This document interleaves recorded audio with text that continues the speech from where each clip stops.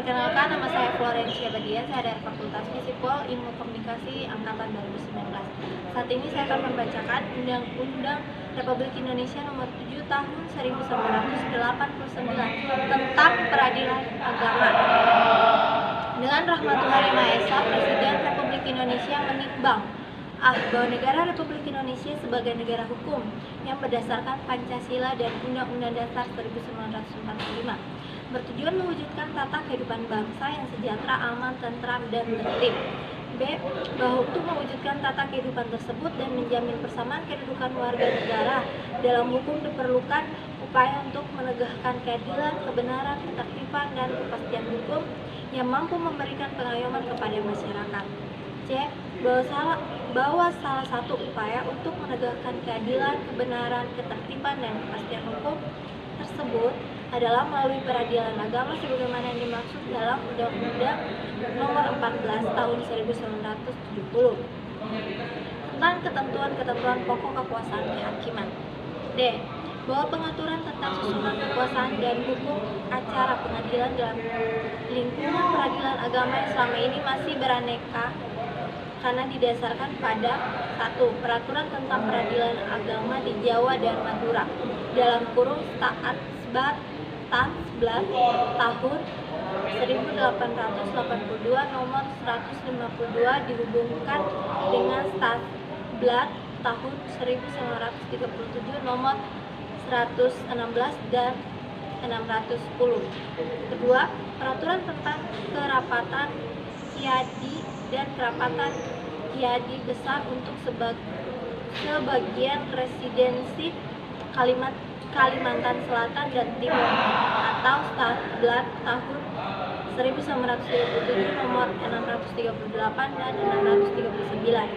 3. Peraturan Pemerintah Nomor 45 Tahun 1997 tentang pembentukan pengadilan agama atau mahkamah syariah di luar Jawa dan Madura atau lembaran negara tahun 1957 nomor 99 perlu segera diakhiri demi terciptanya kesatuan hukum yang mengatur peradilan agama dalam kerangka sistem dan tata hukum nasional berdasarkan Pancasila dan Undang-Undang Dasar 1945. Bahwa sehubung dengan pertimbangan tersebut dan untuk melaksanakan Undang-Undang Nomor 14 Tahun 1970 tentang ketentuan-ketentuan kekuasaan kehakiman dipandang perlu menetapkan undang-undang yang mengatur susunan kekuasaan dan hukum acara pengadilan dalam lingkungan peradilan agama. Mengingat ada 1 pasal 5 ayat 1, pasal 20 ayat 1, pasal 24 dan pasal 25 Undang-Undang Dasar 1945. Kedua, Undang-Undang Nomor 14 Tahun 1970 tentang ketentuan-ketentuan pokok kekuasaan kehakiman dalam kurung lembaran negara tahun 1970 nomor 74 tambahan lembaran negara 2951. 3. Undang-Undang Nomor 14 Tahun 1945 tentang Mahkamah Agung atau dalam kurung lembaran negara tahun 1985 nomor 73 tambahan lembaran negara nomor 3316. Dengan persetujuan Dewan Perwakilan Rakyat Republik Indonesia memutuskan menetapkan Undang-Undang tentang Peradilan Agama Bab 1 Ketentuan Umum. Bagian pertama pengertian. Pasal 1. Dalam undang-undang ini yang dimaksud dengan 1. Peradilan agama adalah peradilan bagi orang-orang yang beragama Islam. 2. Pengadilan adalah pengadilan agama dan pengadilan tinggi agama di lingkungan peradilan agama. 3. Hakim adalah hakim pada pengadilan agama dan hakim pada pengadilan tinggi agama. 4. Pegawai pencatatan nikah adalah pegawai pencatatan nikah pada kantor urusan agama. 5. Jurusita dan atau jurusita pengganti adalah jurusita dan atau jurusita pengganti pada pengadilan agama. Bagian kedua, kedudukan.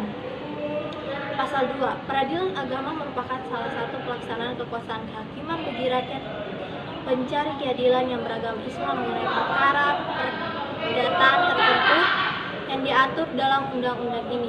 Pasal 3. 1. Kekuasaan kehakiman di lingkungan peradilan agama dilaksanakan oleh A. Pengadilan agama dan daerah hukumnya meliputi wilayah kota, madya atau kabupaten. 2. Pengadilan tinggi agama berkedudukan di ibu kota provinsi dan daerah hukumnya meliputi wilayah provinsi. Bagian keempat, pembinaan. Pasal 5. Pasal 5. 1. Pembinaan teknis peradilan bagi pengadilan dilakukan oleh Mahkamah Agung. 2. Pembinaan organisasi, administrasi, dan keuangan pengadilan dilakukan oleh Menteri Agama. 3. Pembinaan sebagaimana yang dimaksud dalam ayat 1 dan ayat 2 tidak boleh mengurangi kebebasan hakim dalam memeriksa dan memutuskan perkara. Bab 3. Susunan pengadilan. Bagian pertama, umum. Pasal 6. Pengadilan terdiri dari 1. Pengadilan agama yang merupakan pengadilan tingkat pertama. 2. Pengadilan tinggi agama yang merupakan pengadilan tingkat banding. Pasal 7. Pengadilan agama dibentuk dengan keputusan Presiden. Pasal 8. Pengadilan tinggi agama dibentuk dengan undang-undang. Pasal 9. 1. Susunan pengadilan agama terdiri dari pimpinan, hakim anggota, panitera, sekretaris, dan jurusita. 2. Susunan pengadilan tinggi agama terdiri dari pimpinan, hakim anggota, panitera, dan sekretaris. Pasal 10. 1. Pimpinan pengadilan agama terdiri dari seorang ketua, seorang wakil ketua. 2. Pimpinan pengadilan tinggi agama terdiri dari seorang ketua dan seorang wakil ketua. 3. Hakim anggota pengadilan tinggi agama adalah hakim tertinggi. Bagian kedua, ketua, wakil ketua, hakim, panitera, dan jurusita. Paragraf 1. Ketua, wakil ketua, dan hakim. Pasal 11. 1. Hakim adalah pejabat yang melaksanakan tugas kekuasaan kehakiman. 2. Syarat dan tata cara pengangkatan, pemberhentian secara pelaksanaan tugas hakim ditetapkan dalam undang-undang ini. Pasal 12. 1. Pembinaan dan pengawasan umum terhadap hakim sebagai pegawai negeri dilakukan oleh Menteri Agama. 2. Pembinaan dan pengawasan sebagaimana dimaksud dalam ayat 1 tidak boleh mengurangi kebebasan hakim dalam memeriksa dan memutuskan perkara. Pasal 13. 1. Untuk dapat diangkat menjadi hakim para pengadilan agama, seorang calon harus memenuhi syarat-syarat sebagai berikut. A. Warga negara Indonesia. B. Beragama Islam. C. Bertakwa kepada Tuhan Yang Maha Esa. D. Setia kepada Pancasila dan Undang-Undang Dasar 1945. E. Bukan bekas anggota organisasi terlarang Partai Komunis Indonesia termasuk organisasi masanya, atau bukan seseorang yang terlibat langsung ataupun tak langsung dalam gerakan kontrak revolusi G30 SPKI atau organisasi yang terlarang lainnya. F. Pegawai negeri. G. Sarjana syariah atau sarjana hukum yang menguasai hukum Islam. H. Berumur serendah-rendahnya 25 tahun. I. Berwibawa, jujur, adil, dan berkelakuan tidak tercela. 2. Untuk dapat diangkat menjadi ketua dan wakil ketua pengadilan agama diperlukan pengalaman sekurang-kurangnya 10 tahun sebagai hakim pengadilan agama. Pasal 14. 1. Untuk dapat diangkat menjadi hakim pada pengadilan tinggi agama, seorang calon harus memenuhi syarat-syarat sebagai berikut. A. Syarat-syarat sebagaimana dimaksud dalam pasal 13 ayat 1 huruf A, B, C, D, E, F, G, dan I. B. Berumur serendah-rendahnya 40 tahun. C. Berpengalaman sekurang-kurangnya 5 tahun sebagai ketua atau wakil ketua pengadilan agama atau 15 tahun sebagai hakim pengadilan agama. 2. Untuk dapat diangkat menjadi ketua pengadilan tinggi agama diperlukan pengalaman sekurang-kurangnya 10 tahun sebagai hakim pengadilan tinggi agama atau sekurang-kurangnya 5 tahun bagi hakim pengadilan tinggi agama yang pernah menjabat ketua pengadilan agama. 3. Untuk dapat diangkat menjadi wakil ketua pengadilan tinggi agama diperlukan pengalaman sekurang-kurangnya 8 tahun sebagai hakim pengadilan tinggi agama atau sekurang-kurangnya 3 tahun bagi hakim pengadilan tinggi agama yang pernah menjabat ketua pengadilan agama. Pasal 15. 1. Hakim diangkat dan diberhentikan oleh Presiden selaku kepala negara atau usul Menteri Agama berdasarkan persetujuan Ketua Mahkamah Agung. 2. Ketua dan Wakil Ketua Pengadilan diangkat dan diberhentikan oleh Menteri Agama berdasarkan persetujuan Ketua Mahkamah Agung. Pasal 16. 1. Sebelum untuk dapat diangkat menjadi Ketua dan Wakil Ketua Pengadilan Agama diperlukan pengalaman sekurang-kurangnya 10 tahun sebagai hakim pengadilan agama. Pasal 14. 1. Untuk dapat diangkat menjadi hakim pada pengadilan tinggi agama, seorang calon harus memenuhi syarat-syarat sebagai berikut. A. Syarat-syarat sebagaimana dimaksud dalam pasal 13 ayat 1 huruf A, B, C, D, E, F, G, dan I. B. Berumur serendah-rendahnya 40 tahun. C. Berpengalaman sekurang-kurangnya 5 tahun sebagai ketua atau wakil ketua pengadilan agama atau 15 tahun sebagai hakim pengadilan agama. 2. Untuk dapat diangkat menjadi ketua pengadilan tinggi agama diperlukan pengalaman sekurang-kurangnya 10 tahun sebagai hakim pengadilan tinggi agama atau sekurang-kurangnya 5 tahun bagi hakim pengadilan tinggi agama yang pernah menjabat ketua pengadilan agama. 3. Untuk dapat diangkat menjadi wakil ketua pengadilan tinggi agama diperlukan pengalaman sekurang-kurangnya 8 tahun sebagai hakim pengadilan tinggi agama atau sekurang-kurangnya 3 tahun bagi hakim pengadilan tinggi agama yang pernah menjabat ketua pengadilan agama. Pasal 15. 1. Hakim diangkat dan diberhentikan oleh Presiden selaku kepala negara atau usul Menteri Agama berdasarkan persetujuan Ketua Mahkamah Agung. 2. Ketua dan Wakil Ketua Pengadilan diangkat dan diberhentikan oleh Menteri Agama berdasarkan persetujuan Ketua Mahkamah Agung. Pasal 16. 1. Sebelum memangku jabatannya, Ketua, Wakil Ketua, dan Hakim wajib mengucapkan sumpah menurut agama Islam yang berbunyi sebagai berikut. Demi Allah, saya bersumpah bahwa saya untuk memperoleh jabatan saya ini langsung atau tidak langsung dengan menggunakan nama atau cara apapun juga tidak memberikan atau menjanjikan barang sesuatu kepada siapapun. Saya bersumpah bahwa saya untuk melakukan atau tidak melakukan sesuatu dalam jabatan ini tidak sekali-kali akan menerima langsung atau tidak langsung dari siapapun juga suatu janji atau pemberian. Saya bersumpah bahwa saya akan setia kepada dan akan mempertahankan serta mengamalkan Pancasila sebagai. Perkenalkan, nama saya Angel Butar-Butar. Saya akan membacakan pasal 30 untuk dapat diangkat menjadi Wakil Palentera Pengadilan Tinggi Agama. Seorang calon harus memenuhi syarat-syarat sebagai berikut. A. Syarat-syarat sebagaimana yang dimaksud dalam pasal 27 A, B, C, D, dan D. B. Berijazah sarjana saira atau sarjana hukum yang menguasai hukum Islam. C.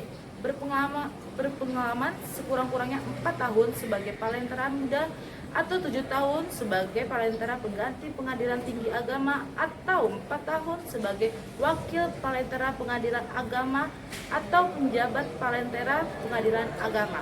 Pasal 31. Untuk dapat diangkat menjadi palentera muda pengadilan agama, seorang calon harus memenuhi syarat-syarat sebagai berikut. A. Syarat-syarat sebagaimana yang dimaksud dalam pasal 27 huruf A, B, C, dan E. B. Berpengalaman sekurang-kurangnya 3 tahun sebagai palentera pengganti pengadilan agama. Pasal 22, untuk dapat diangkat menjadi Palentera Muda Pengadilan Tinggi Agama, seorang calon harus memenuhi syarat-syarat sebagai berikut. A. Syarat-syarat sebagaimana yang dimaksud dalam pasal 27 huruf A, B, C, dan E. B. Berpengalaman sekurang-kurangnya 3 tahun sebagai Palentera Pengganti Pengadilan Tinggi Agama, atau 4 tahun sebagai Palentera Muda, atau 8 tahun sebagai Palentera Pengganti Pengadilan Agama, atau menjabat Wakil Palentera Pengadilan Agama. Pasal 33, untuk dapat diangkat menjadi Palentera Pengganti Pengadilan Agama, seorang calon harus memenuhi syarat-syarat sebagai berikut. A. Syarat-syarat sebagaimana yang dimaksud dalam pasal 27 huruf A, B, C, D, dan E. B. Berpengalaman sekurang-kurangnya 5 tahun sebagai pegawai negeri pada pengadilan agama. Pasal 34, untuk dapat diangkat menjadi Palentera Pengganti Pengadilan Agama, seorang calon harus memenuhi syarat-syarat sebagai berikut. A. Syarat-syarat sebagaimana yang dimaksud dalam pasal 27 huruf A, B, C, D, dan E. B. Berpengalaman sekurang-kurangnya 5 tahun sebagai Palentera Pengganti Pengadilan Agama, atau 10 tahun sebagai pegawai negeri pada Pengadilan Tinggi Agama. Pasal 35. 1. Kecuali ditentukan lain oleh atau berdasarkan undang-undang, Palentera tidak boleh merangkap menjadi wali, pengampun, dan pejabat yang berkaitan dengan perkara yang di dalamnya ia bertindak sebagai Palentera.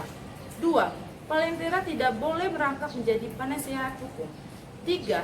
Jabatan yang tidak boleh dirangkap oleh Palentera selain jabatan sebagai yang dimaksud dalam ayat 1 dan ayat 2 diatur lebih lanjut oleh Menteri Agama berdasarkan persetujuan Ketua Mahkamah Agung. Pasal 36, Palentera, Wakil Palentera, Palentera Muda, dan Palentera Pengganti Pengadilan diangkat dan diberhentikan dari jabatannya oleh Menteri Agama. Pasal 37, sebelum memangku jabatan, Palentera, Wakil Palentera, Palentera Muda, dan Palentera Pengganti diambil sumpahnya menurut agama Islam oleh Ketua Pengadilan yang bersangkutan. Bunyi sumpah adalah sebagai berikut. Demi Allah, saya bersumpah bahwa saya untuk memperoleh jabatan saya ini langsung atau tidak langsung dengan menggunakan nama atau cara apapun juga tidak memberikan atau menjanjikan barang sesuatu kepada siapapun juga. Saya bersumpah bahwa saya untuk melakukan atau tidak melakukan suatu jabatan ini tidak sekali-kali akan menerima langsung atau tidak langsung dari siapapun juga suatu janji atau pemberian. Saya bersumpah bahwa saya akan setia kepada dan akan mempertahankan serta mengamalkan Pancasila sebagai dasar dan ideologi negara, Undang-Undang Dasar 1945, dan segala undang-undang serta peraturan lain yang berlaku bagi negara Republik Indonesia.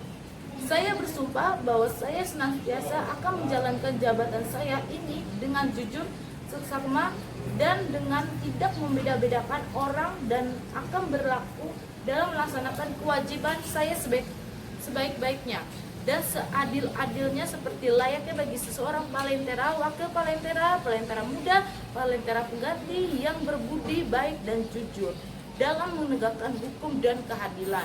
Paragraf ketiga, jurusita. Pasal 38.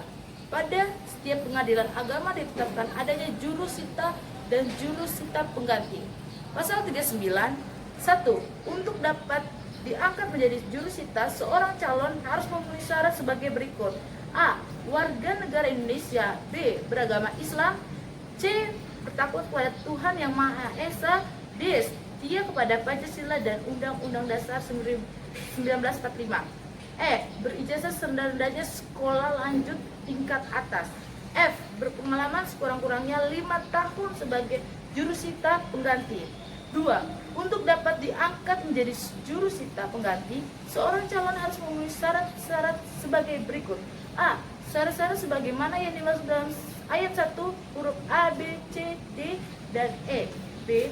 Berpengalaman sekurang-kurangnya 5 tahun sebagai pegawai negeri pada pengadilan agama. Pasal 41, jurusita diangkat dan diberhentikan oleh Menteri Agama atas usul Ketua Pengadilan Agama. 2. Jurusita pengganti diangkat dan diberhentikan oleh Ketua Pengadilan Agama. Pasal 41, sebelum memangku jabatan, jurusita dan jurusita pengganti diambil sumpahnya menurut agama Islam oleh Ketua Pengadilan Agama. Menurut sumpah adalah berikut. Demi Allah, saya bersumpah bahwa saya untuk memperoleh jabatan ini langsung atau tidak langsung dengan menggunakan nama atau cara apapun juga, tidak memberikan atau menjanjikan barang sesuatu kepada siapapun juga. Saya bersumpah bahwa saya untuk melakukan atau tidak melakukan suatu jabatan ini tidak sekali-kali akan menerima langsung pada setiap pengadilan agama ditetapkan adanya jurusita dan jurusita pengganti. Pasal 39, 1. Untuk dapat diangkat menjadi jurusita, seorang calon harus memenuhi syarat sebagai berikut. A. Warga negara Indonesia. B. Beragama Islam. C. Bertakwa kepada Tuhan Yang Maha Esa. D. Setia kepada Pancasila dan Undang-Undang Dasar 1945. E. Berijazah serendah-rendahnya sekolah lanjut tingkat atas. F. Berpengalaman sekurang-kurangnya 5 tahun sebagai jurusita pengganti. 2. Untuk dapat diangkat menjadi jurusita pengganti, seorang calon harus memenuhi syarat-syarat sebagai berikut. A. Syarat-syarat sebagaimana yang dimaksud dalam ayat 1 huruf A, B, C, D, dan E. B. Berpengalaman sekurang-kurangnya 5 tahun sebagai pegawai negeri pada pengadilan agama. Pasal 41, jurusita diangkat dan diberhentikan oleh Menteri Agama atas usul Ketua Pengadilan Agama. 2. Jurusita pengganti diangkat dan diberhentikan oleh Ketua Pengadilan Agama. Pasal 41, sebelum memangku jabatan, jurusita dan jurusita pengganti diambil sumpahnya menurut agama Islam oleh Ketua Pengadilan Agama. Menurut sumpah adalah berikut. Demi Allah, saya bersumpah bahwa saya untuk memperoleh jabatan ini langsung atau tidak langsung dengan menggunakan nama atau cara apapun juga, tidak memberikan atau menjanjikan barang sesuatu kepada siapapun juga. Saya bersumpah bahwa saya untuk melakukan atau tidak melakukan, terima langsung atau tidak langsung dari siapapun juga suatu janji atau pemberian. Saya bersumpah bahwa saya akan setia kepada dan akan mempertahankan serta mengamalkan Pancasila sebagai dasar dan ideologi negara, Undang-Undang Dasar 1945 dan segala undang-undang serta peraturan lain yang berlaku bagi negara Republik Indonesia. Saya bersumpah bahwa saya senantiasa akan menjalankan jabatan saya ini dengan jujur, seksama, dan dengan tidak membeda-bedakan orang, dan akan berlaku dalam melaksanakan kewajiban saya sebaik-baiknya dan seadil-adilnya seperti layaknya bagi seorang jurusita pengganti yang berbudi, baik, dan jujur dalam menegakkan hukum dan keadilan. Pasal 42, 1. Kecuali ditentukan lain oleh atau berdasarkan undang-undang, jurusita tidak boleh merangkap menjadi wali, pengamput, dan jabat yang berkaitan dengan perkara yang di dalamnya ia sendiri berkepentingan. Kedua, jurusita tidak boleh merangkap menjadi penasihat hukum. 3. Jabatan yang tidak boleh dirangkap oleh jurusita selain jabatan sebagaimana yang dimaksud dalam ayat 1 dan ayat 2 diatur lebih lanjut oleh Menteri Agama berdasarkan persetujuan Ketua Mahkamah Agung. Bagian ketiga, sekretaris. Pasal 43, pada setiap pengadilan ditetapkan adanya sekretaris yang dipimpin oleh seorang sekretaris yang dibantu oleh seorang wakil sekretaris. Pasal 44, panitera pengadilan merangkap sekretaris pengadilan. Pasal 45, untuk dapat diangkat menjadi wakil sekretaris pengadilan agama, seorang calon harus memenuhi syarat-syarat sebagai berikut. A. Warga negara Indonesia. B. Beragama Islam. C. Bertakwa kepada Tuhan Yang Maha Esa. D. Serta D. Setia kepada Pancasila dan Undang-Undang Dasar 1945. E. Berijazah serendah-rendahnya sarjana muda syariah atau sarjana muda hukum yang menguasai hukum Islam atau sarjana muda administrasi. F. Berpengalaman di bidang administrasi peradilan. Pasal 46. Untuk dapat diangkat menjadi wakil sekretaris Pengadilan Tinggi Agama, seorang calon harus memenuhi syarat-syarat sebagai berikut. A. Syarat-syarat sebagaimana yang dimaksud dalam pasal 45 huruf A, B, C, D, dan F. B. Berijazah sarjana syariah atau sarjana hukum yang menguasai hukum Islam. Pasal 47. Wakil sekretaris pengadilan diangkat dan diberhentikan oleh Menteri Agama. Pasal 48. Sebelum memangku jabatan wakil sekretaris diambil sumpahnya menurut agama Islam oleh ketua pengadilan yang bersangkutan. Bunyi sumpah adalah sebagai berikut. Demi Allah, saya bersumpah bahwa saya akan menaati segala peraturan perundang-undangan yang berlaku dan melaksanakan tugas kedinasan yang dipercayakan kepada saya dengan penuh pengabdian, kesadaran, dan tanggung jawab. Bahwa saya akan senantiasa menjunjung tinggi kehormatan negara, pemerintah, dan martabat wakil sekretaris, serta akan senantiasa mengutamakan kepentingan negara daripada kepentingan saya sendiri, seorang atau golongan.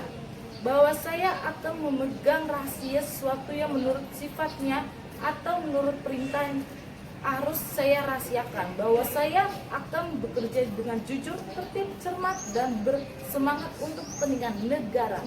Bab 3. Kekuasaan pengadilan. Pasal 49. 1. Pengadilan agama bertugas dan berwenang Bab 3. Kekuasaan pengadilan. Pasal 49. 1. Pengadilan agama bertugas dan berwenang memeriksa, memutus, dan menyelesaikan perkara-perkara di tingkat pertama antara orang-orang yang beragama Islam di bidang A. Perkawinan, B. Kewarisan, wasiat, dan hibah yang dilakukan berdasarkan hukum Islam. C. Wakaf dan sedekah. 2. Bidang perkawinan sebagaimana yang dimaksud dalam ayat 1 huruf A ialah hal-hal yang diatur dalam atau berdasarkan undang-undang yang mengenai perkawinan yang berlaku. Ketiga, bidang kewarisan sebagaimana yang dimaksud dalam ayat 1 huruf B ialah penentuan siapa yang menjadi ahli waris, penentuan mengenai harta peninggalan, penentuan bagian masing-masing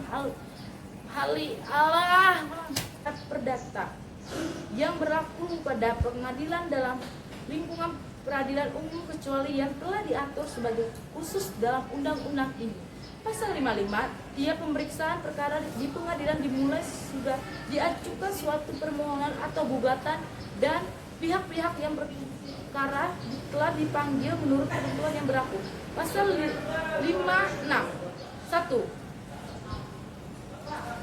7. Pengadilan tidak boleh menolak untuk memeriksa dan memutus suatu perkara yang diajukan dengan diahli bahwa hukum tidak atau kurang jelas melainkan wajib memeriksa dan memutusnya. 2. Ketentuan sebagai yang dimaksud dalam ayat 1 tidak menutup kemungkinan usaha penyelesaian perkara yang secara damai. Pasal 57. 1.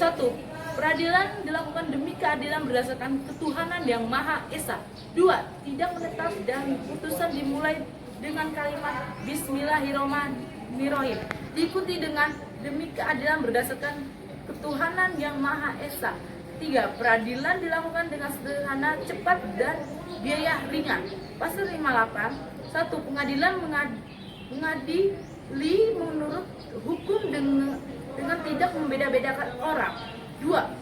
Pengadilan membuat para pencari keadilan dan berusaha sekeras-kerasnya mengatasi segala hambatan dan rintangan untuk tercapai peradilan yang sederhana, cepat, dan biaya ringan. Pasal 59. 1. Sidang pemeriksa pengadilan terbuka untuk umum kecuali apabila undang-undang menentukan lain atau jika hakim dengan alasan-alasan penting yang dicatat dalam berita acara sidang memerintah bahwa pemeriksaan secara keseluruhan atau sebagian akan dilakukan dengan sidang tertutup. 2. Tidak terpenuhinya ketentuan sebagaimana yang dimaksud dalam ayat 1 mengakibatkan seluruh pemeriksaan beserta penetapan atau putusannya batal menurut hukum. 3. Rapat permusyawaratan hakim bersifat rahasia. Pasal 60, penetapan dan putusan pengadilan hanya sah dan mempunyai kekuatan hukum apabila diucapkan dalam sidang terbuka untuk umum. Pasal 61, atas penetapan dan putusan pengadilan agama dapat dimintakan banding oleh pihak yang perkara kecuali apabila undang-undang menentukan lain. Pasal 62, 1. Segala penetapan dan putusan pengadilan selain harus memuat alasan-alasan dan dasar-dasar juga harus memuat pasal-pasal tertentu dan peraturan-peraturan yang bersangkutan atau sumber hukum tak tertulis yang dijadikan dasar untuk mengadili. 2. Tidak menetap tiap penetapan dan putusan pengadilan ditandatangani oleh ketua dan hakim-hakim yang memutus serta palentera yang diikut bersidang pada waktu penetapan dan putusan itu diucapkan. 3. Berita acara tentang pemeriksaan ditandatangani oleh ketua dan palentera yang bersidang. Pasal 63. Atas penetapan dengan putusan pengadilan tinggi agama dapat dimintakan kasasi kepada Mahkamah Agung oleh pihak yang berperkara. Pasal 64. Penetapan dan putusan pengadilan yang dimintakan banding atau kasasi pelaksanakan ditunda demi hukum kecuali apabila dalam amannya menyatakan penetapan atau putusan tersebut dapat dijalankan lebih dahulu meskipun ada perlawanan banding atau kasasi. Bagian kedua, pemeriksaan sengketa perkawinan. Bagian kedua, pemeriksaan sengketa perkawinan. Paragraf pertama, umum. Pasal 65, penceraian hanya dapat dilakukan di depan sidang pengadilan setelah pengadilan yang bersangkutan berusaha dan tidak berhasil mendamaikan kedua belah pihak. Paragraf kedua, cerai talak. Pasal 66. 1. Seorang suami yang beragama Islam yang menceraikan istrinya mengajukan permohonan kepada pengadilan untuk mengadakan sidang guna menyaksikan ikrar talak. 2. Permohonan sebagaimana yang dimaksud dalam ayat 1 diajukan kepada pengadilan yang daerah hukumnya meliputi tempat kediaman termohon, kecuali apabila termohon dengan sengaja meninggalkan tempat kediaman yang ditentukan bersama tanpa izin permohon. 3. Dalam hal termohon bertempat kediaman di luar negeri, permohonan diajukan kepada pengadilan yang daerah hukumnya meliputi tempat kediaman permohon. 4. Dalam hal pemohon dan termohon bertempat kediaman di luar negeri, maka permohonan diajukan kepada pengadilan yang daerah hukumnya meliputi tempat perkawinan mereka dilangsungkan atau pada Pengadilan Agama Jakarta Pusat. 5. Permohonan soal penguasaan anak, nafkah istri dan harta bersama suami istri dapat diajukan bersama-sama dengan permohonan cerai talak ataupun sesudah ikrar talak diucapkan. Pasal 67, permohonan sebagaimana yang dimaksud pasal 66 di atas memuat: A. Nama, umur, dan tempat kediaman pemohon yaitu suami dan termohon yaitu istri. B. Alasan-alasan yang menjadi dasar cerai talak. Pasal 68. 1. Pemeriksaan permohonan cerai talak dilakukan oleh majelis hakim selama 30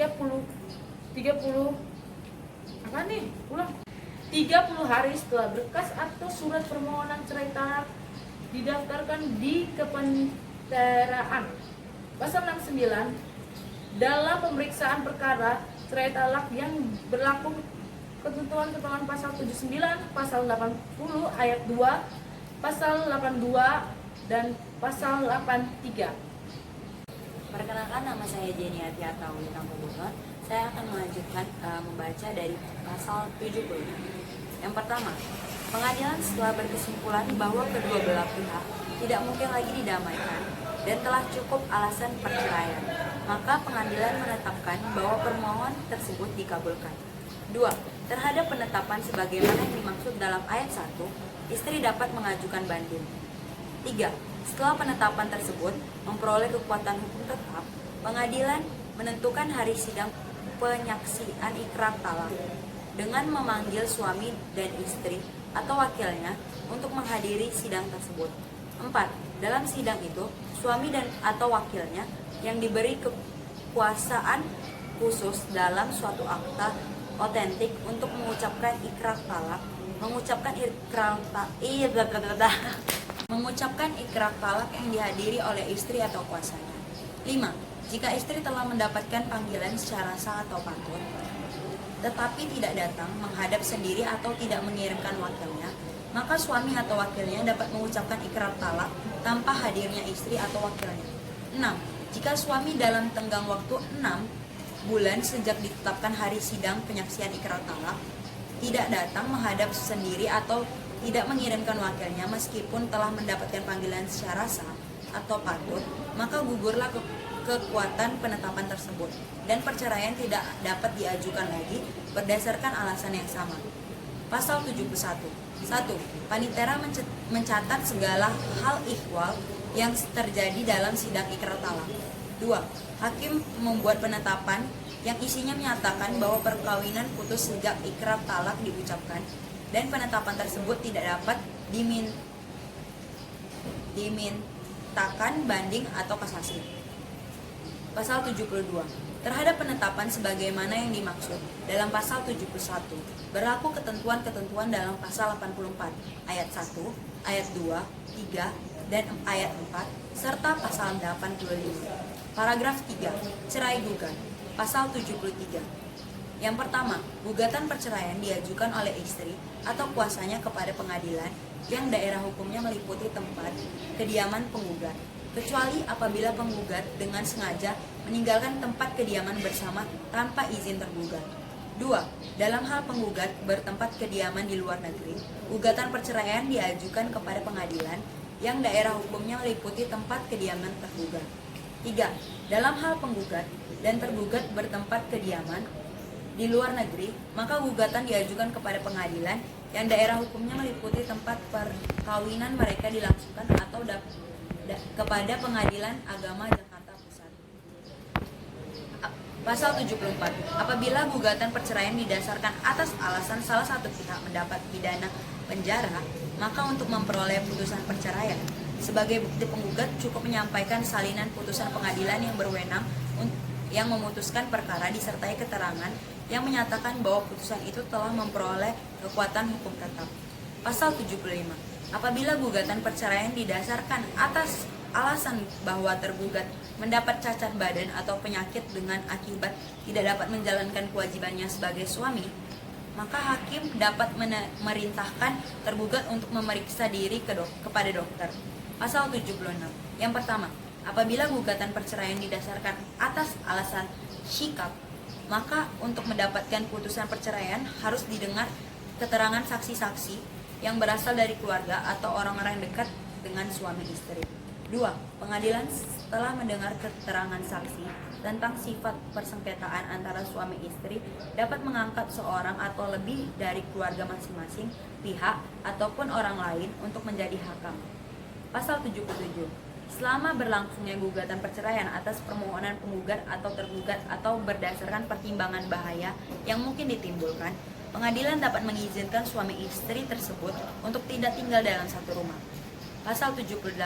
Selama berlangsungnya gugatan perceraian atas permohonan penggugat, pengadil dapat A. Menentukan nafkah yang ditanggung oleh suami, B. Menentukan hal-hal yang perlu untuk menjamin pemeliharaan dan pendidikan anak, C. Menentukan hal-hal yang perlu untuk menjamin terpeliharanya barang-barang yang menjadi hak bersama suami istri atau barang-barang yang menjadi hak suami atau barang-barang yang menjadi hak istri. Pasal 79. Gugatan perceraian gugur apabila suami atau istri meninggal sebelum adanya putusan pengadilan. Pasal 80. Yang pertama, pemeriksaan gugatan perceraian dilakukan oleh majelis hakim selambat-lambatnya 30 hari setelah berkas atau surat gugatan perceraian didaftarkan ke paniteraan. 2. Pemeriksaan gugatan perceraian dilakukan dalam sidang tertutup. Pasal 81. Yang pertama, putusan pengadilan mengenai gugatan perceraian diucapkan dalam sidang terbuka untuk umum. Yang kedua, suatu perceraian dianggap terjadi beserta segala akibat hukumnya terhitung sejak putusan pengadilan memperoleh kekuatan hukum tetap. Pasal 82. Yang pertama, pada sidang pertama pemeriksaan gugatan perceraian, hakim berusaha mendamaikan kedua pihak. Yang kedua, dalam sidang perdamaian tersebut, ulang lagi, kepada Pengadilan Agama Jakarta Pusat. Pasal 74. Apabila gugatan perceraian didasarkan atas alasan salah satu pihak mendapat pidana penjara, maka untuk memperoleh putusan perceraian, sebagai bukti penggugat cukup menyampaikan salinan putusan pengadilan yang berwenang yang memutuskan perkara disertai keterangan yang menyatakan bahwa putusan itu telah memperoleh kekuatan hukum tetap. Pasal 75. Apabila gugatan perceraian didasarkan atas alasan bahwa tergugat mendapat cacat badan atau penyakit dengan akibat tidak dapat menjalankan kewajibannya sebagai suami, maka hakim dapat memerintahkan tergugat untuk memeriksa diri kepada dokter. Pasal 76. Yang pertama, apabila gugatan perceraian didasarkan atas alasan syikap, maka untuk mendapatkan putusan perceraian harus didengar keterangan saksi-saksi yang berasal dari keluarga atau orang-orang dekat dengan suami istri. 2. Pengadilan setelah mendengar keterangan saksi tentang sifat persengketaan antara suami istri dapat mengangkat seorang atau lebih dari keluarga masing-masing pihak ataupun orang lain untuk menjadi hakam. Pasal 77. Selama berlangsungnya gugatan perceraian atas permohonan penggugat atau tergugat atau berdasarkan pertimbangan bahaya yang mungkin ditimbulkan, pengadilan dapat mengizinkan suami istri tersebut untuk tidak tinggal dalam satu rumah. Pasal 78. Selama berlangsungnya gugatan perceraian atas permohonan penggugat, pengadil dapat A. Menentukan nafkah yang ditanggung oleh suami. B. Menentukan hal-hal yang perlu untuk menjamin pemeliharaan dan pendidikan anak. C. Menentukan hal-hal yang perlu untuk menjamin terpeliharanya barang-barang yang menjadi hak bersama suami istri atau barang-barang yang menjadi hak suami atau barang-barang yang menjadi hak istri. Pasal 79. Gugatan perceraian gugur apabila suami atau istri meninggal sebelum adanya putusan pengadilan. Pasal 80. Yang pertama, pemeriksaan gugatan perceraian dilakukan oleh majelis hakim selambat-lambatnya 30 hari setelah berkas atau surat gugatan perceraian didaftarkan ke paniteraan. 2. Pemeriksaan gugatan perceraian dilakukan dalam sidang tertutup. Pasal 81. Yang pertama, putusan pengadilan mengenai gugatan perceraian diucapkan dalam sidang terbuka untuk umum. Yang kedua, suatu perceraian dianggap terjadi beserta segala akibat hukumnya terhitung sejak putusan pengadilan memperoleh kekuatan hukum tetap. Pasal 82. Yang pertama, pada sidang pertama pemeriksaan gugatan perceraian, hakim berusaha mendamaikan kedua pihak. Yang kedua, dalam sidang perdamaian tersebut, ulang lagi. 2. Dalam sidang perdamaian tersebut, suami istri harus datang secara pribadi, kecuali apabila salah satu pihak bertempat kediaman di luar negeri dan tidak dapat datang menghadap secara pribadi, dapat diwakilkan oleh kuasanya dan secara khusus dikuasakan untuk itu. 3. Apabila kedua pihak bertempat kediaman di luar negeri, maka penggugat pada sidang perdamaian tersebut harus menghadap secara pribadi. 4. Selama perkara belum diputuskan, usaha mendamaikan dapat dilakukan pada sidang pemeriksaan. Pasal 83.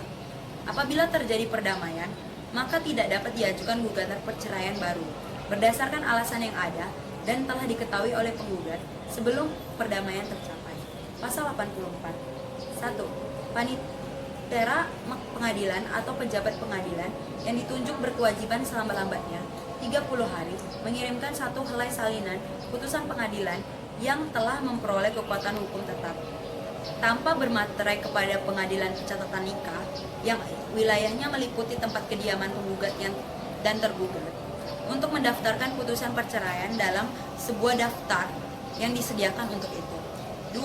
Apabila perceraian dilakukan di wilayah yang berbeda dengan wilayah pegawai pencatat nikah tempat perkawinan dilangsungkan, maka satu helai salinan putusan sebagaimana yang dimaksud dalam ayat 1 yang telah memperoleh kekuatan hukum tetap tanpa bermaterai dikirimkan pula kepada pegawai pencatat nikah di tempat perkawinan dilangsungkan dan oleh pegawai pencatat nikah tersebut dicatat pada bagian pinggir daftar catatan pernikahan. 3. Perkawinan dilangsungkan di luar negeri, maka salah satu salinan putusan sebagaimana yang dimaksud dalam ayat 1 disampaikan pula kepada pegawai pencatat nikah di tempat didaftarkannya perkawinan mereka di Indonesia. 4. Penitera berkewajiban memberikan akta cerai sebagai surat bukti cerai kepada para pihak selambat-lambatnya 7 hari terhitung setelah putusan yang memperoleh kekuatan hukum tetap tersebut diberitahukan kepada para pihak. Pasal 85. Kelalaian pengiriman salinan putusan sebagaimana yang dimaksud dalam pasal 84 menjadi tanggung jawab panitera yang bersangkutan untuk menjabat pengadilan yang ditunjuk. Apabila yang demikian itu mengakibatkan kerugian bagi bekas suami atau istri atau keduanya.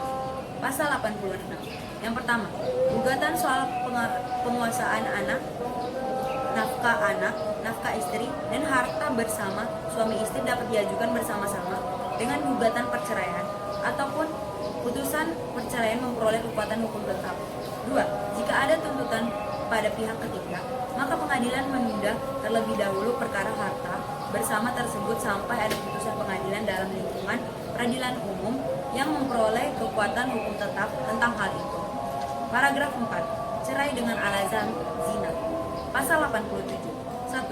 Apabila pemohon atau gugatan cerai diajukan atas alasan salah satu pihak melakukan zina, sedangkan pemohon atau penguat tidak dapat melengkapi bukti-bukti termohon atau tergugat menyanggah alasan tersebut, dan hakim berpendapat bahwa pemohon atau gugatan itu bukan tiada pembuktian sama sekali, serta upaya peneguhan alat bukti untuk mungkin diperoleh baik dari pemohon ataupun penggugat maupun dari termohon atau tergugat, maka hakim karena jabatannya dapat menyuruh pemohon atau penggugat untuk bersumpah.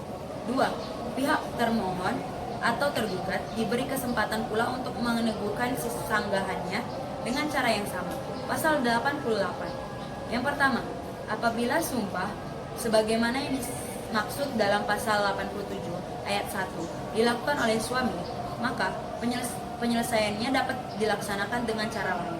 2. Apabila sumpah sebagaimana yang dimaksud dalam pasal 87 ayat 1 dilakukan oleh istri, maka penyelesaiannya dilaksanakan dengan hukum acara yang berlaku. Bagian ketiga, biaya perkara. 1. Pasal 89. Ketiga, biaya perkara. Pasal 89 ayat 1.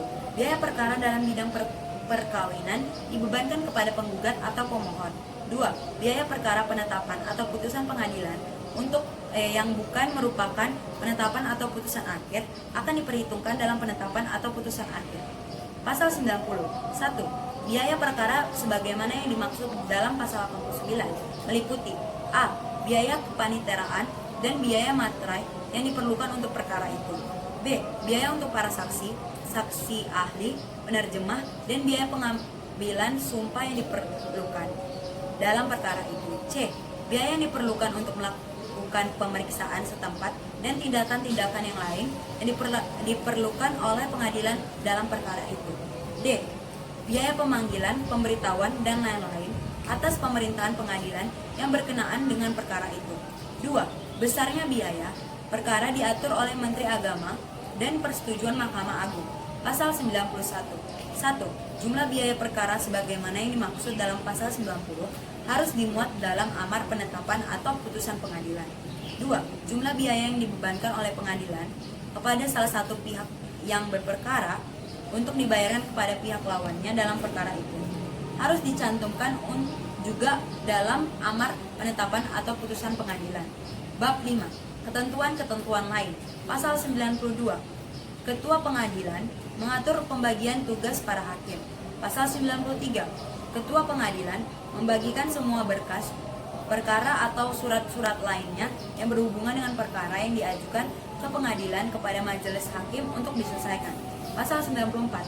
Ketua pengadilan menetapkan perkara yang harus diadili berdasarkan nomor urut, tetapi apabila terdapat perkara tertentu yang karena menyangkut kepentingan umum harus segera diadili, maka perkara itu didahulukan. Pasal 95. Ketua pengadilan wajib mengawasi kesempurnaan pelaksanaan penetapan atau putusan pengadilan yang telah memperoleh kekuatan hukum tetap. Pasal 96. Panitera pengadilan bertugas menyelenggarakan administrasi perkara dan mengatur tugas-tugas wakil panitera, panitera muda, dan panitera pengganti. Pasal 97.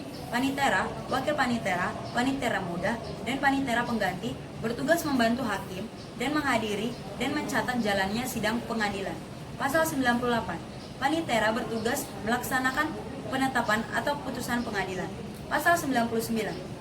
1. Panitera wajib membuat daftar semua perkara yang diterima di kepaniteraan. 2. Dalam daftar perkara sebagaimana yang dimaksud dalam ayat 1, tiap perkara diberi nomor urut dan dibubuhi catatan singkat tentang isinya. Pasal 100.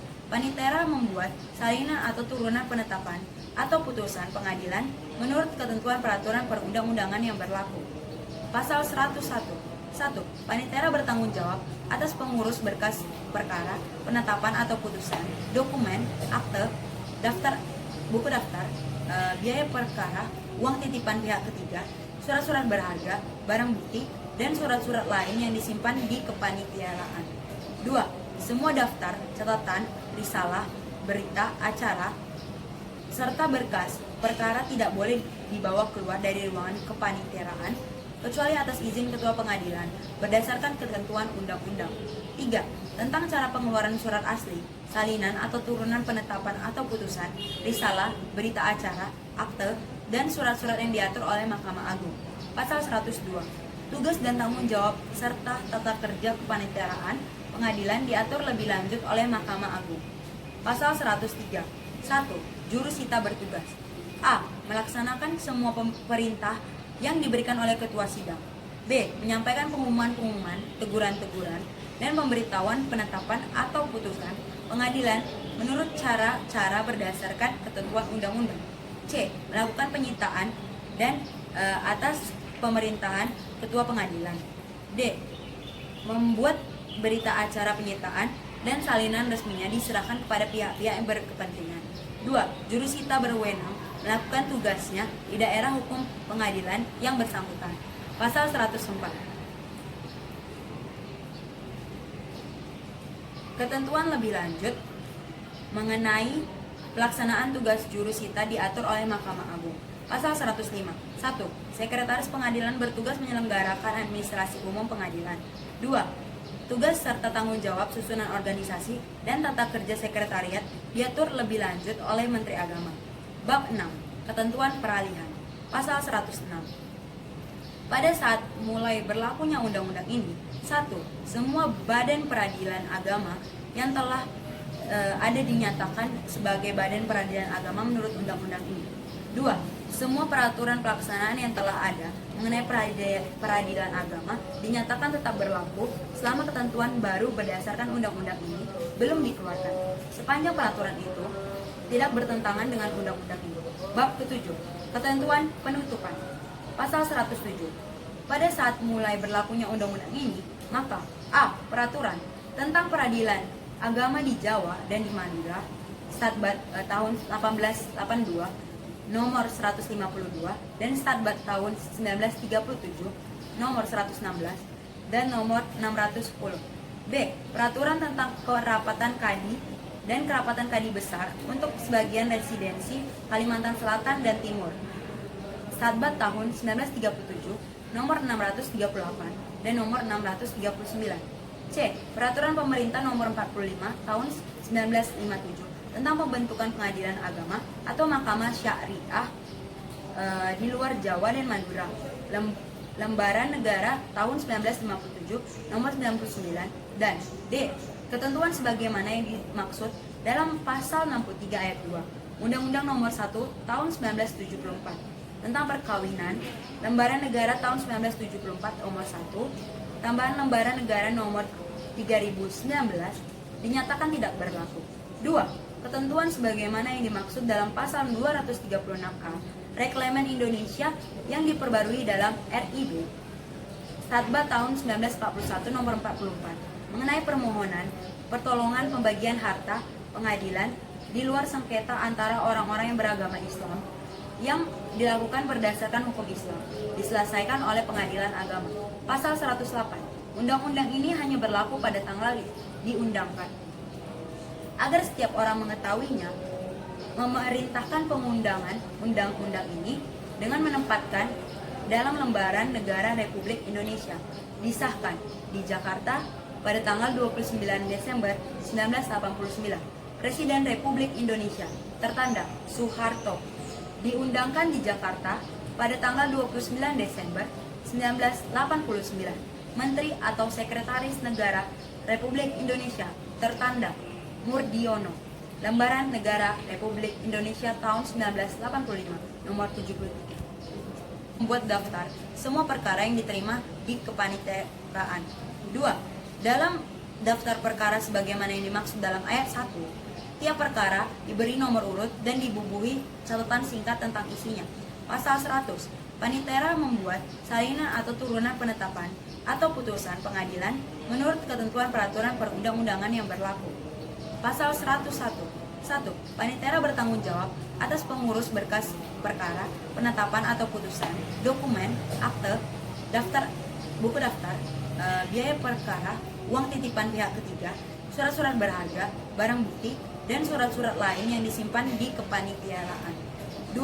Semua daftar, catatan, risalah, berita, acara, serta berkas perkara tidak boleh dibawa keluar dari ruangan kepanitiaraan kecuali atas izin ketua pengadilan berdasarkan ketentuan undang-undang. 3. Tentang cara pengeluaran surat asli, salinan atau turunan penetapan atau putusan, risalah, berita acara, akte, dan surat-surat yang diatur oleh Mahkamah Agung. Pasal 102. Tugas dan tanggung jawab serta tata kerja kepanitiaraan pengadilan diatur lebih lanjut oleh Mahkamah Agung. Pasal 103. 1. Jurusita bertugas. A. Melaksanakan semua perintah yang diberikan oleh ketua sidang.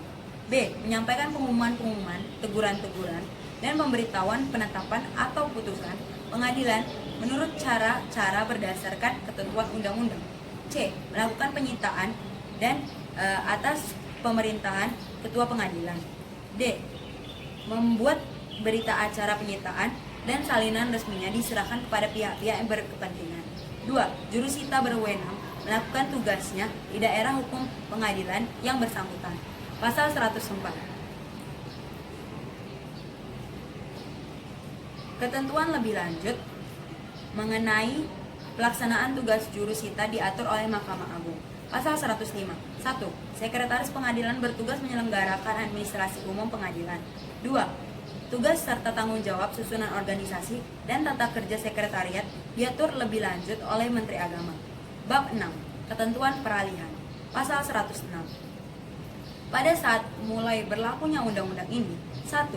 Semua badan peradilan agama yang telah ada dinyatakan sebagai badan peradilan agama menurut undang-undang ini. 2. Semua peraturan pelaksanaan yang telah ada mengenai peradilan agama dinyatakan tetap berlaku selama ketentuan baru berdasarkan undang-undang ini belum dikeluarkan. Sepanjang peraturan itu tidak bertentangan dengan undang-undang ini. Bab ke-7. Ketentuan penutupan dilanjut oleh Menteri Agama. Bab 6. Ketentuan peralihan. Pasal 106. Pada saat mulai berlakunya undang-undang ini, 1. Semua badan peradilan agama yang telah ada dinyatakan sebagai badan peradilan agama menurut undang-undang ini. 2. Semua peraturan pelaksanaan yang telah ada mengenai peradilan agama dinyatakan tetap berlaku selama ketentuan baru berdasarkan undang-undang ini belum dikeluarkan. Sepanjang peraturan itu tidak bertentangan dengan undang-undang ini. Bab ke-7. Ketentuan penutupan. Pasal 107. Pada saat mulai berlakunya undang-undang ini, maka A. Peraturan tentang peradilan agama di Jawa dan di Madura Statbat tahun 1882 nomor 152 dan Statbat tahun 1937 nomor 116 dan nomor 610.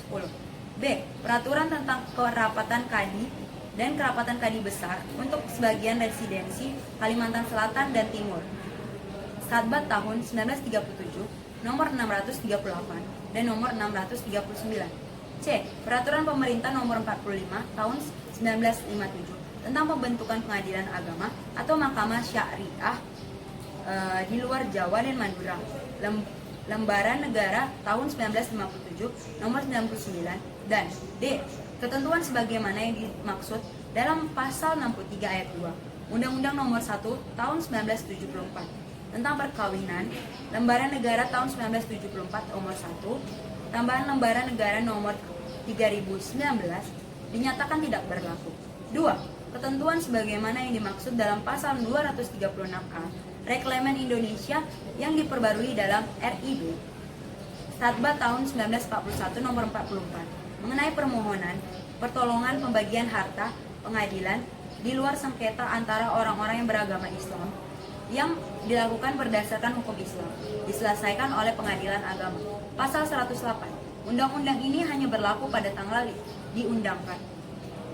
Agar setiap orang mengetahuinya, memerintahkan pengundangan undang-undang ini dengan menempatkan dalam Lembaran Negara Republik Indonesia disahkan di Jakarta pada tanggal 29 Desember 1989. Presiden Republik Indonesia tertanda Soeharto diundangkan di Jakarta pada tanggal 29 Desember 1989. Menteri atau Sekretaris Negara Republik Indonesia tertanda Murdiono. Lembaran Negara Republik Indonesia tahun 1985 nomor 73. Undang-Undang Republik Indonesia nomor 7 tahun 1989 tentang peradilan agama. 1. Umum.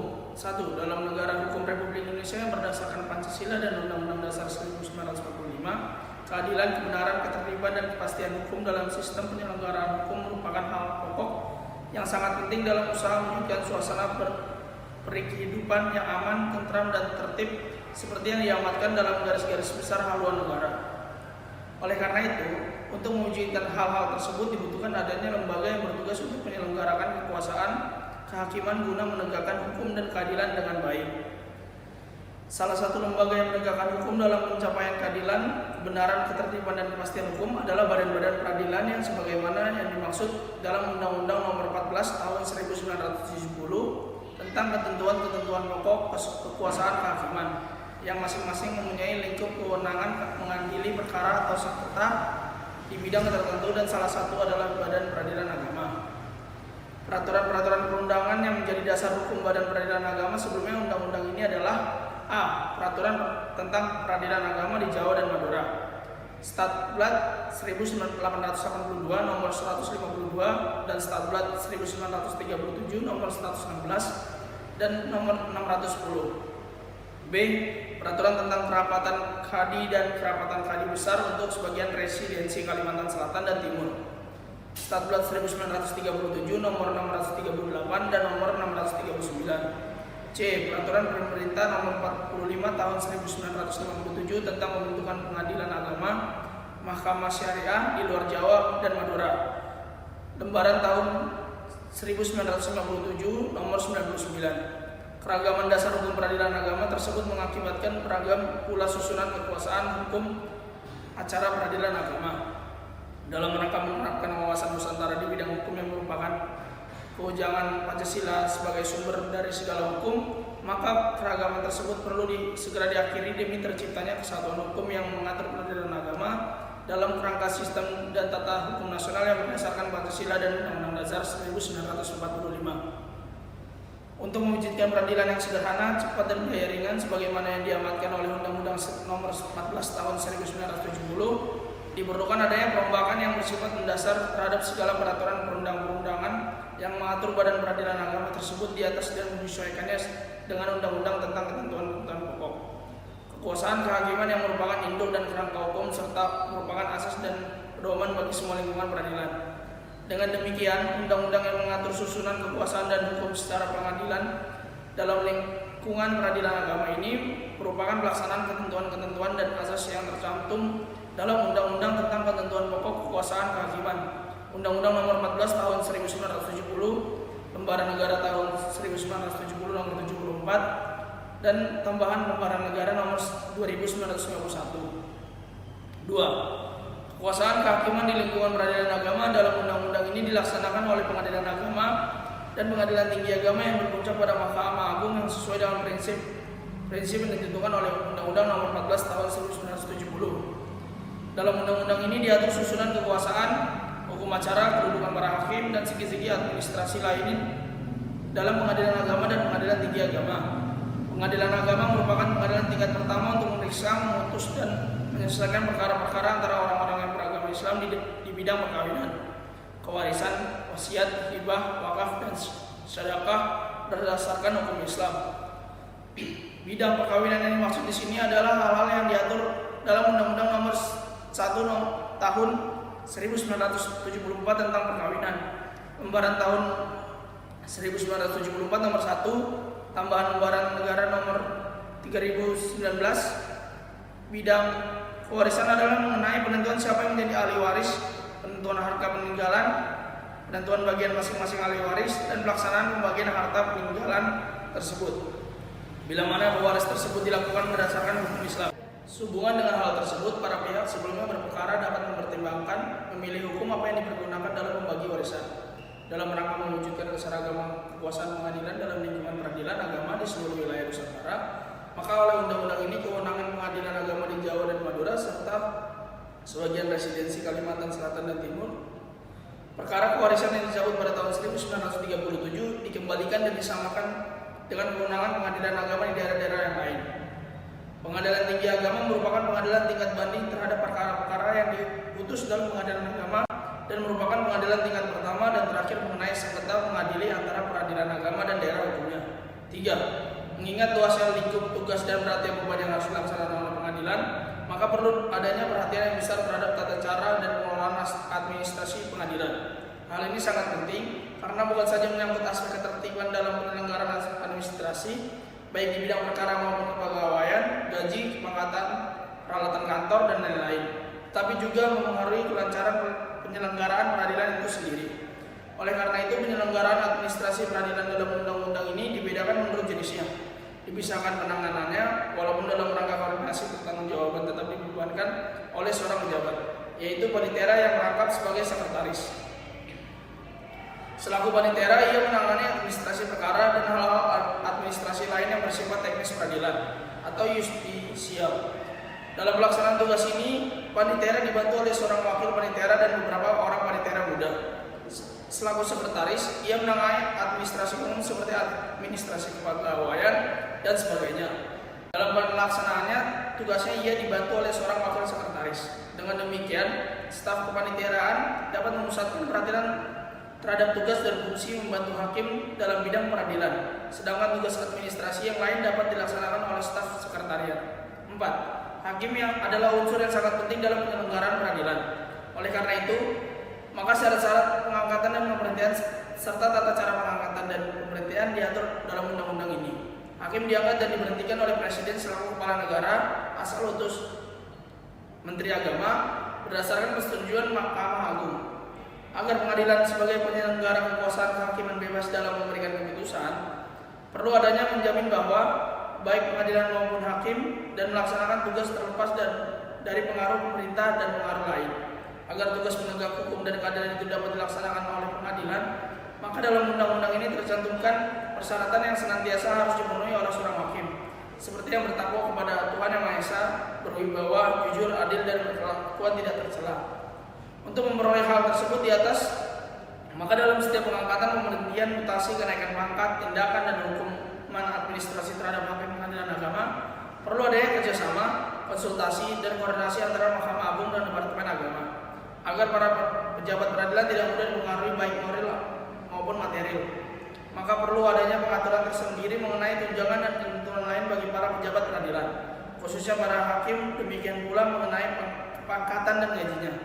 Untuk lebih mengukuhkan kehormatan dan kewibawaan hakim serta pengadilan, maka perlu juga dijaga mutu atau keahlian para hakim dengan diadakannya syarat-syarat tertentu untuk menjadi hakim yang diatur dalam undang-undang ini. Selain itu, diadakan juga larangan-larangan bagi para hakim untuk menangkap jabatan penasihat hukum, pelaksanaan hukuman pengadilan, wali, pengampu, dan setiap pejabat yang bersangkutan dengan suatu perkara yang akan atau sedang diadili olehnya. Namun, belum cukup hanya dengan merincikan larangan-larangan seperti tersebut di atas. Agar peradilan dapat berjalan dengan efektif, maka pengadilan tinggi agama diberi tugas pengawasan terhadap pengadilan agama di dalam daerah hukumnya. Hal ini akan meningkatkan koordinasi antar pengadilan agama dan daerah hukum suatu pengadilan tinggi agama yang pasti akan bermanfaat dalam kesatuan keputusan yang dijatuhkan. karena pengadilan tinggi agama adalah melakukan pengawasan tersebut, memberikan teguran, peringatan, dan petunjuk. Kecuali itu, perbuatan yang kegiatan hakim secara langsung dapat diawasi sehingga jalannya peradilan yang sederhana, cepat, dan biaya ringan akan terjamin.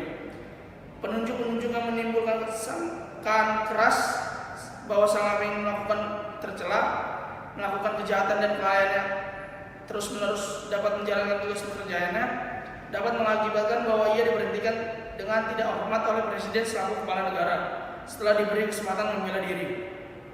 Hal itu dicantumkan dengan tegas di undang-undang ini, mengingat leluhur yang dengan mulia tugas hakim, sedangkan dalam kedudukannya sebagai pegawai negeri, baginya tetap berlaku ancaman-ancaman terhadap perbuatan tercela sebagaimana ditetapkan dalam Peraturan Pemerintah Nomor 30 Tahun 1980 tentang Peraturan Disiplin Pegawai Negeri Sipil atau Lembaran Negara Tahun 1980 Nomor 50. Undang-undang ini selain mengatur susunan dan kekuasaan juga mengatur hukum secara peradilan agama. 5. Bagaimanapun sempurnanya lembaga peradilan itu dengan penataan susunan organisasi dan penegasan kekuasaan, namun apabila alat yang dapat menegakkan pemerintahan kekuasaan itu belum jelas, maka lembaga pengadilan tersebut tidak akan dapat melaksanakan fungsi dan tugasnya dengan baik. Oleh karena itu, maka pengaturan hukum acara peradilan agama itu sangat penting dan karenanya pula maka sekaligus diatur dalam undang-undang ini. Surat edaran Mahkamah Agung dan Departemen Agama maupun dalam undang-undang perkawinan dan segala peraturan pelaksanaannya. Prinsip-prinsip pokok peradilan yang telah ditetapkan dalam Undang-Undang Nomor 14 Tahun 1970 antara lain ketentuan bahwa sidang pengadilan harus terbuka untuk umum. Setiap keputusan dimulai dengan demi keadilan berdasarkan ketuhanan yang Maha Esa. Peradilan dilakukan dengan sederhana, cepat, dan biaya ringan, dan ketentuan-ketentuan lain. Dan dalam undang-undang ini lebih ditegaskan dan dicantumkan kembali. Karena peradilan agama merupakan peradilan khusus untuk kewenangan mengadili perkara-perkara tertentu dan untuk golongan rakyat tertentu sebagaimana yang ditegaskan dalam penjelasan pasal 10 ayat 1 Undang-Undang Nomor 14 Tahun 1970, yaitu mengenai perkara perdata tertentu antara orang-orang yang beragama Islam. Maka hukum acara perdata dalam peradilan umum oleh undang-undang ini dinyatakan berlaku pada pengadilan dalam lingkungan peradilan agama, kecuali mengenai hal-hal yang secara khusus diatur oleh undang-undang ini. 6. Peradilan agama adalah salah satu dari 4 lingkungan peradilan agama yang dijamin kemerdekaannya dalam menjalankan tugasnya sebagaimana yang diatur dalam undang-undang tentang ketentuan-ketentuan pokok kekuasaan kehakiman. Peradilan agama yang kewenangan mengadili perkara-perkara tertentu dan mengenai golongan rakyat tertentu, yaitu mereka yang beragama Islam, sejajar dengan peradilan yang lain. Oleh karena itu, hal-hal yang dapat mengurangi kedudukan peradilan agama dan undang-undang ini dihapus, seperti pengukuhan keputusan pengadilan agama dan pengadilan negeri. Sebaliknya, untuk menetapkan kemandirian peradilan agama dan undang-undang ini diadakan justru sita, sehingga pengadilan agama dapat melaksanakan keputusannya sendiri dan tugas-tugas kepaniteraan dan sekretariatan tidak diganggu oleh tugas-tugas kejurusitaan. 7. Di samping itu, perkara-perkara di bidang perkawinan merupakan sengketa keluarga yang memerlukan penanganan secara khusus sesuai dengan amanat undang-undang perkawinan. Oleh karena itu, maka undang-undang ini diatur secara khusus hal yang berkenaan dengan sengketa perkawinan tersebut dan sekaligus untuk meningkatkan pengaturan hukum acara sengketa perkawinan yang sampai saat undangannya undang-undang ini masih diatur dalam Peraturan Pemerintah Nomor 9 Tahun 1975. Undang-undang perkawinan bertujuan antara lain melindungi kaum wanita pada umumnya dan pihak istri pada khususnya. Namun pada hal gugatan perceraian yang diajukan oleh istri, Peraturan Pemerintah Nomor 9 Tahun 1975 menentukan bahwa gugatan tersebut harus diajukan ke pengadilan yang daerah hukumnya meliputi tempat kediaman tergugat sesuai dengan prinsip hukum acara perdata umum. Untuk melindungi pihak istri, maka gugatan perceraian dalam undang-undang ini diadakan perubahan. Tidak diajukan ke pengadilan yang daerah hukumnya meliputi tempat kediaman tergugat, tetapi ke pengadilan daerah hukumnya meliputi tempat kediaman menggugat. Pasal demi pasal. Pasal 1 cukup jelas, pasal 2 cukup jelas, pasal 3 ayat 1 cukup jelas, ayat 2 cukup jelas. Pasal 4 ayat 1 pada dasarnya tempat kedudukan pengadilan agama adalah kota Madya atau ibu kota kabupaten yang daerah hukumnya meliputi wilayah kota Madya atau kabupaten, tetapi tidak tertutup kemungkinan adanya pengecualian. Ayat 2 cukup jelas. Pasal 5 ayat 1 cukup jelas, ayat 2 cukup jelas, ayat 3 cukup jelas. Pasal 6 cukup jelas. Pasal 7 usul pembentukan pengadilan agama diajukan oleh Menteri Agama berdasarkan persekutuan Ketua Mahkamah Agung. Pasal 8 cukup jelas, pasal 9 ayat 1 cukup jelas, ayat 2 cukup jelas. Pasal 10 ayat 1 cukup jelas, ayat 2 cukup jelas, ayat 3 cukup jelas. Pasal 11 ayat 1 cukup jelas, ayat 2 cukup jelas. Pasal 12 ayat 1, hakim adalah pegawai negeri sehingga baginya berlaku Undang-Undang Nomor 8 Tahun 1974 tentang pokok-pokok kepegawaian. Oleh karena itu, Menteri Agama wajib melakukan pembinaan dan pengawasan terhadap hakim dalam rangka mencapai daya guna dan hasil guna sebagaimana lazimnya bagi pegawai negeri. Ayat 2 cukup jelas. Pasal 13 ayat 1 cukup jelas, ayat 2 cukup jelas. Pasal 14 ayat 1 cukup jelas, ayat 2 cukup jelas. Ayat 3 cukup jelas. Pasal 15 ayat 1 cukup jelas, ayat 2 cukup jelas. Pasal 16 ayat 1 cukup jelas, ayat 2 cukup jelas, ayat 3 cukup jelas, ayat 4 cukup jelas. Pasal 17 ayat 1 cukup jelas, ayat 2 cukup jelas, ayat 3 cukup jelas.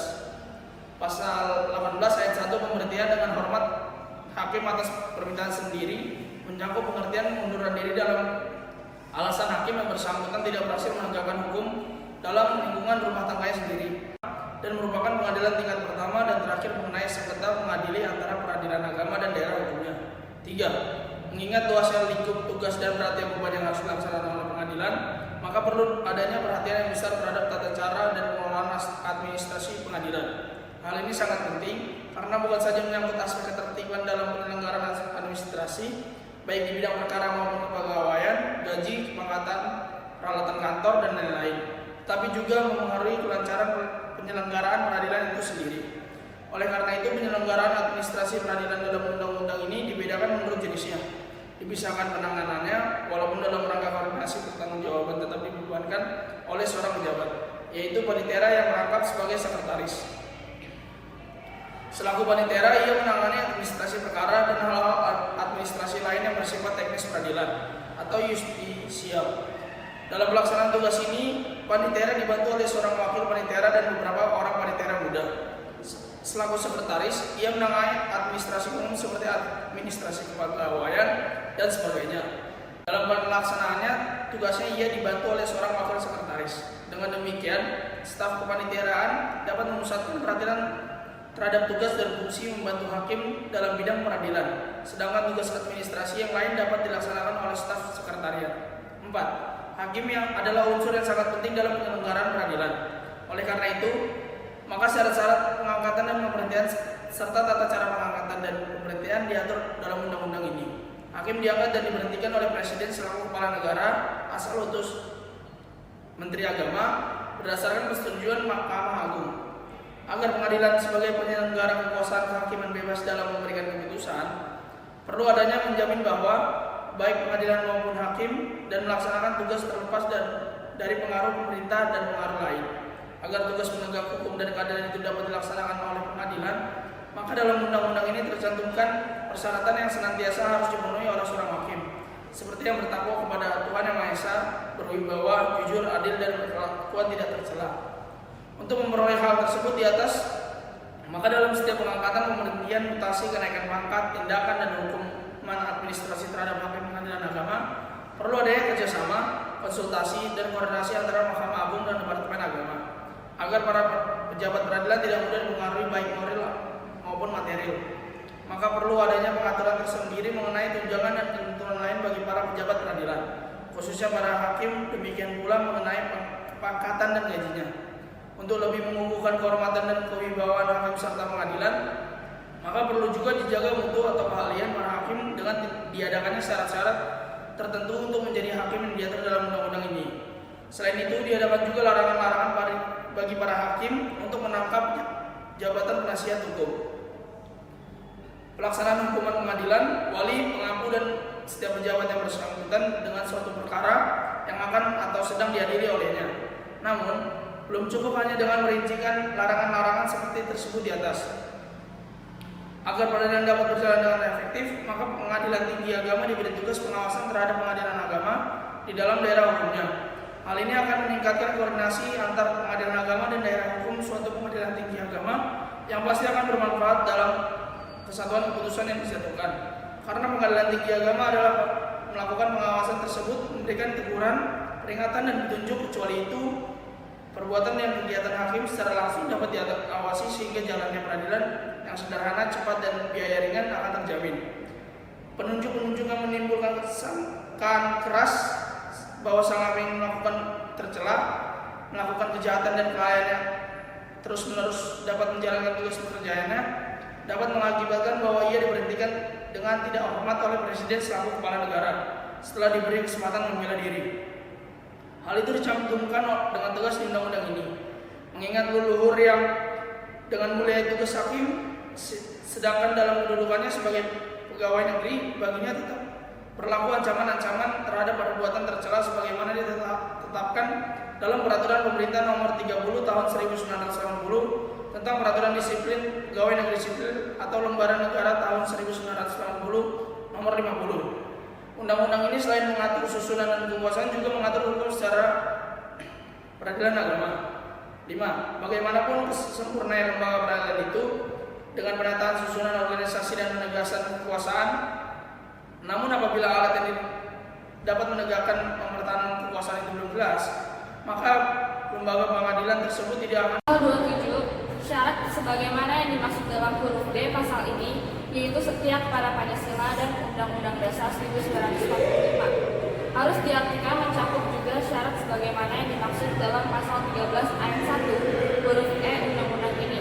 Yang dimaksud dengan sarjana muda syariah atau sarjana muda hukum, termasuk mereka yang telah mencapai tingkat pendidikan hukum sederajat dengan sarjana muda syariah atau sarjana muda hukum dan dianggap cakap untuk jabatan itu.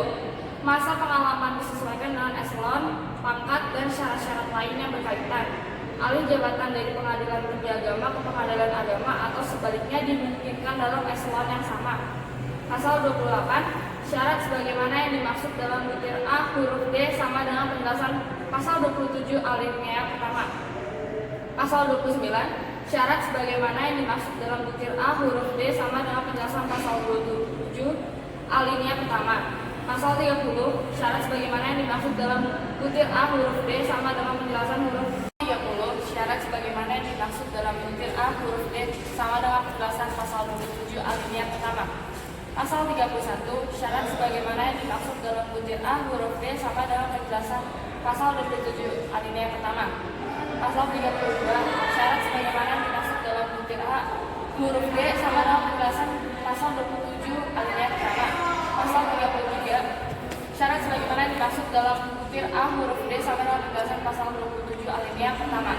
Pasal 34, syarat sebagaimana yang dimaksud dalam butir A huruf D sama dengan penjelasan pasal 7 alinea pertama.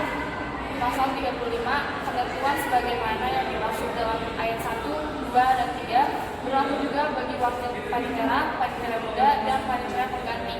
Pasal 36, pengangkatan atau pemberhentian panitera, wakil panitera, panitera muda, dan panitera pengganti dapat juga dilakukan berdasarkan usul ketua pengadilan yang bersangkutan.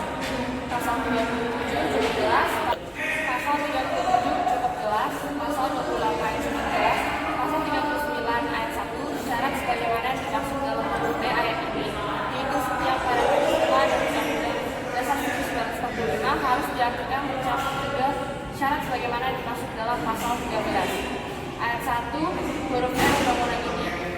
Ayat 2, syarat sebagaimana dimaksud dalam butir A huruf D sama dengan penjelasan ayat 1.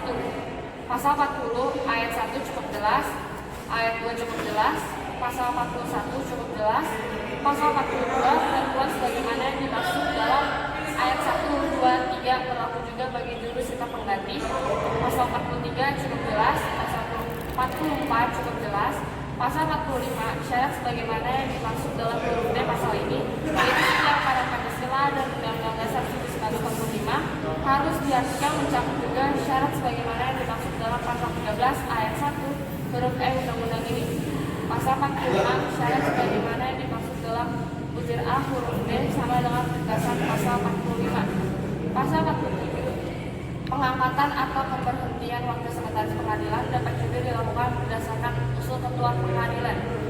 Pasal 48 cukup jelas, pasal 49 ayat 1 cukup jelas, ayat 2 yang dimaksud dengan bidang perkawinan yang diatur dalam Undang-Undang Nomor 1 Tahun 1974 tentang perkawinan antara lain adalah 1. Izin beristri lebih dari seorang. 2. Izin melangsungkan perkawinan bagi orang yang belum berusia 21 tahun dalam hal orang tua atau wali atau keluarga dalam garis lurus ada perbedaan pendapat. Yang ketiga, dispensasi kawin. 4. Pencegahan perkawinan. 5. Penolakan perkawinan oleh pegawai pencatat nikah. 6. Pembatalan perkawinan. 7. Gugatan kelalaian atas kewajiban suami atau istri. 8. Perceraian karena talak. 9. Gugatan perceraian. 10. Penyelesaian harta bersama.